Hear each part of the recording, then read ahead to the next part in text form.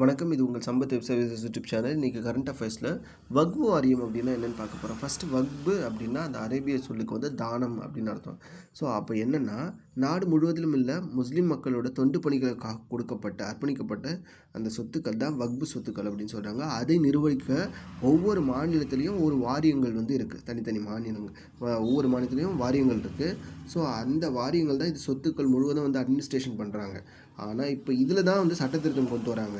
என்னென்னா, நம்ம central government என்ன சொல்கிறாங்கன்னா, இதுக்கு வந்து ஒரு நாடாளுமன்ற கூட்டுக்குழு ஒன்று அமைச்சு அதோட தலைவர் வந்து பிஜேபியினுடைய எம்பியான ஜெகதாம்பிகா பால் அவர் தலைமையில் இதுக்கு வந்து முழு அறிக்கை தாக்கல் பண்ணி ஒரு சட்டத்திருத்தம் கொண்டு வரணும் அப்படின்னு சொல்லிட்டு, இதில் என்னென்ன சட்டத்திருத்தம் கேட்டிங்கன்னா, ஃபஸ்ட்டு வந்து இந்த மாநிலம் முழுவதும் உள்ள அந்த வக்பு வாரியங்கள் வந்து எல்லாம் ஒருங்கிணைக்கணும், இன்டகிரேட் பண்ணணும். அடுத்து வந்து இதில் பதிவு பண்ணணும், எல்லா சொத்துக்களையும் வந்து முறையாக வந்து பதிவு பண்ணணும்.